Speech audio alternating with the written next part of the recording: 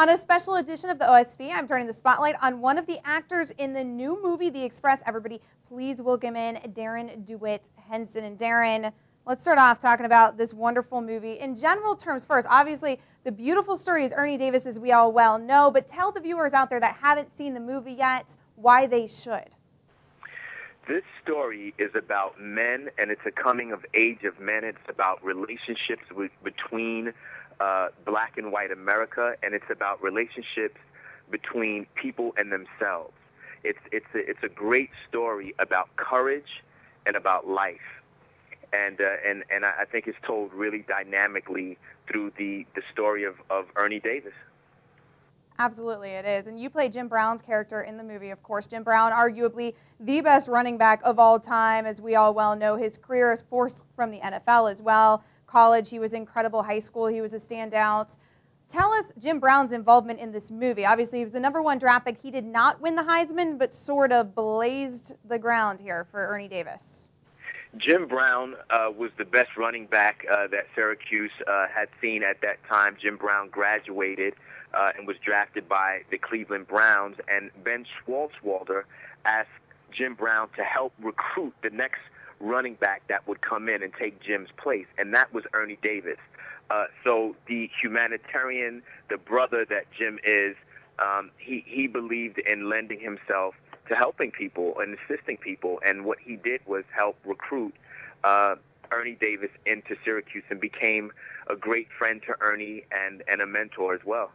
Yeah, you play a very strong character in Jim Brown in this movie. I mean, your performance incredibly strong. Definitely a guy who was going through a lot of adversity at the time. There's a beautiful scene in the beginning of the movie that kind of paves the way for the rest of the movie, where Jim Brown is at Syracuse talking to the media and saying that he was the #1 pick and he had this incredibly storied career, but there was one thing missing because he didn't win the Heisman, and he kind of talked about how he knows his place and he can't say that he deserved to win the Heisman because he knows how the press would react to him saying that because of his skin color. Talk a little bit about that. Well, Jim is a man who was very intelligent, and he knew how the media would deal with someone who is outspoken as he is. And what he thought about was, he knew he deserved it. Everybody else knew he deserved it, but he knew that they would turn his words around and just call him the angry black man. And that's the kind of resistance that was going on at that time. But he knew that the game of football was a team sport. He knew he couldn't do it by himself, but he knew that his efforts would help open the door for other people to come, as we saw with Ernie Davis.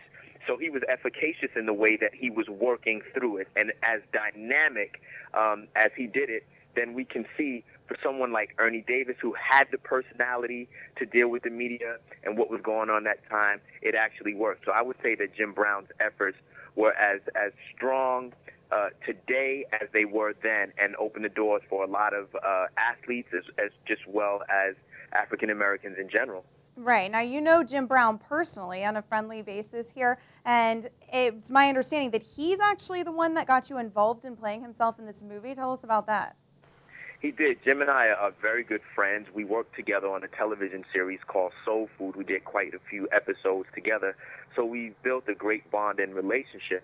When the movie was being done, I put a call into Jim and spoke with him and told him that I was very interested in the role, and he put a call into the director and told the director that he should pay attention to my tape that actually went in. And Gary Fleeter did exactly that, and I was able to win the role.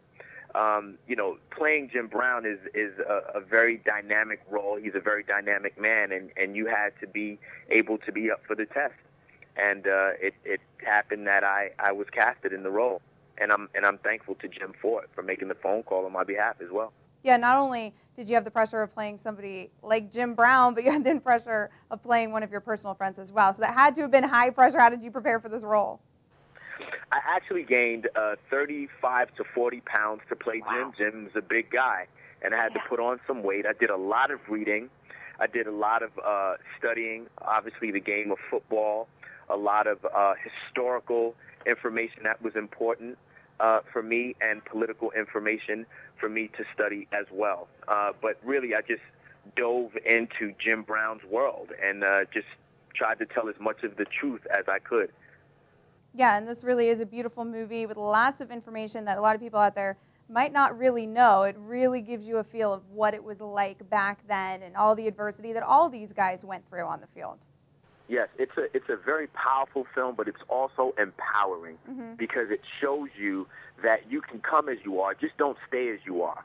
Work towards being the best that you can be, build great working and friendship relationships along the way, and you can see how dynamic of a change things happen. And it's very relevant because of what we're dealing with now in the country, of course, moving forward and towards a time of change. And I think all of this is about what the movie is about as well. It's about change in our society and change within ourselves. Couldn't have said it any better than that. Thank you so much for your time, Darrin. You're welcome. All right, Darrin DeWitt Henson's interrogation is over, and so is this show, but make sure you tune in every day into Open Sports, where the future of sports on the web is open. For more great videos, check back every day on opensports.com.